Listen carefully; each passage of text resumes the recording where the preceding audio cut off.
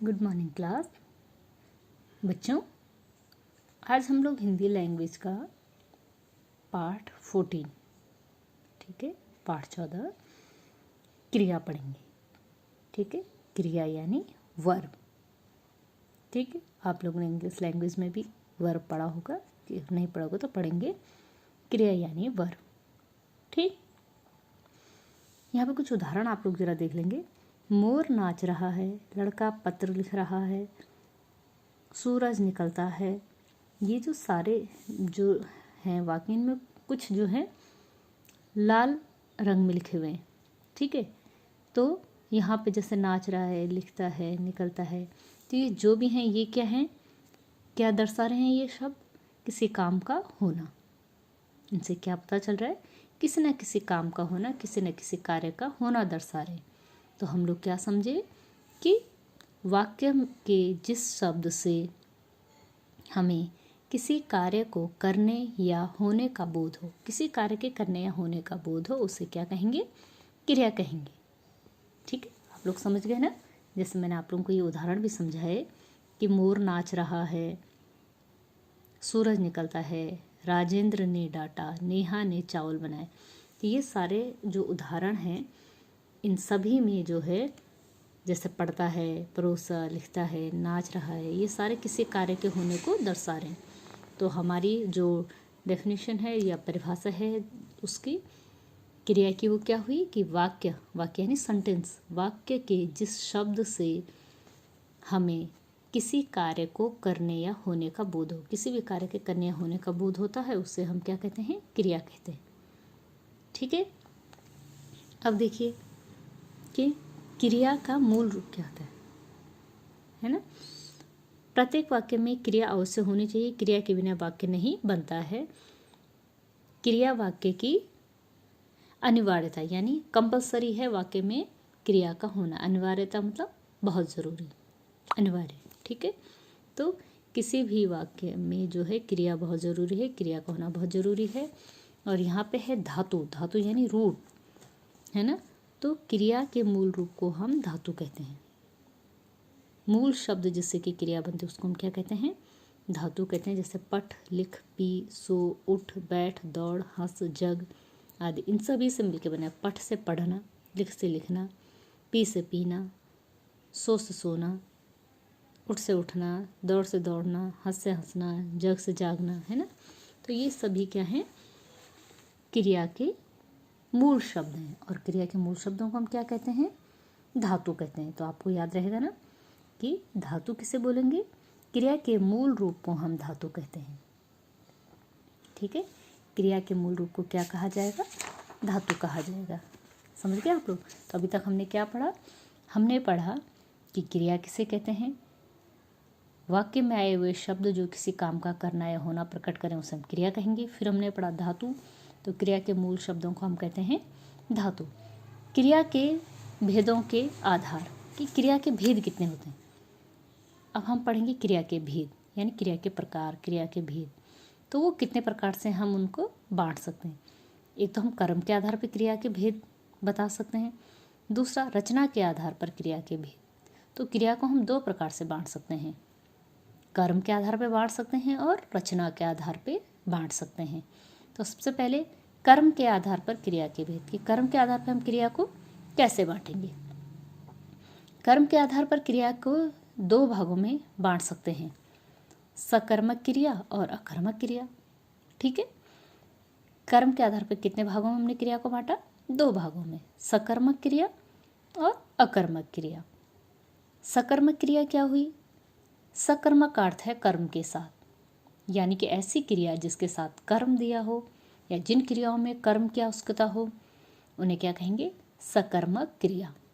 समझ रहे हैं आप लोग? सकर्मक क्रिया यानी कर्म के साथ क्रिया। वे क्रियाएं जिनके साथ कर्म होता है या जिनके साथ कर्म की आवश्यकता होती है सकर्मक क्रियाएं कहलाती हैं।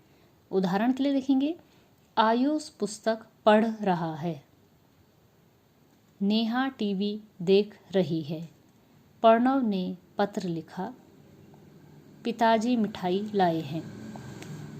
अब इन वाक्यों में पढ़ रहा है, देख रही है, लिखा तथा लाए सकर्मक क्रियाएं हैं।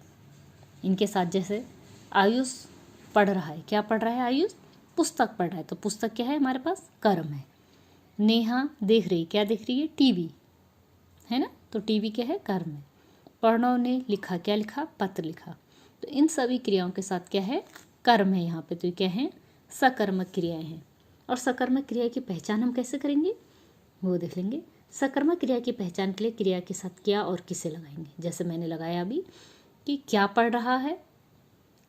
पुस्तक पढ़ रहा है। क्या देख रही है? टीवी देख रही है। क्या लिख रहा है? पत्र लिख रहा है। तो हमें कर्म प्राप्त होता है। क्रिया के साथ क्या किसने या किसको शब्द लगाने पर हमें उत्तर प्राप्त होता है, तो क्रिया कैसी है? सकर्मक क्रिया है। इतना सब लोग समझ गए हैं? ठीक है, ओके। अब देखेंगे कि सकर्मक क्रिया के भेद। सकर्मक क्रिया के भी भेद होते हैं बेटा। अभी तो हमने सकर्मक क्रिया पढ़ी, अब सकर्मक क्रिया के भेद क्या होंगे। सकर्मक क्रियाओं में कभी एक कर्म होता है और कभी दो कर्म, अर्थात सकर्मक क्रियाएं कैसी होती हैं? दो प्रकार की होती हैं। एक कर्मक सकर्मक क्रिया, एक कर्मक क्रिया और द्विकर्मक क्रिया। एक कर्मक क्रिया यानी जिसमें एक कर्म होना है। द्विकर्मक क्रिया जिसमें दो कर्म होने हैं। ठीक। एक कर्मक क्रिया, जिन क्रियाओं के एक कर्म होते हैं वे क्रिया एक कर्मक क्रियाएं कहलाती। जिन क्रियाओं में सिर्फ एक ही कर्म होता है वो एक कर्मक क्रिया कहलाती है। अभी हम देखेंगे कैसे। माता खाना खिलाती है, माली पानी देता है, अध्यापिका पुस्तक पढ़ाती है। सिर्फ एक ही कर्म है। ठीक है, माता क्या खिलाती है? खाना। माली क्या देता है? पानी। अध्यापिका क्या पढ़ाती है? पुस्तक। एक कर्ता एक कर्म यानी एक कर्मक क्रिया। द्विकर्मक क्रिया, जिन क्रियाओं के दो कर्म होते हैं वे क्रियाएं द्विकर्मक क्रियाएं कहलाती हैं, यानी जिसमें दो कर्म होते हैं। माता बच्चे को खाना खिलाती है। माता क्या खिलाती है? खाना। किसको खिलाती है? बच्चे को। अब दो मिल गए हमें, एक बच्चे और एक खाना।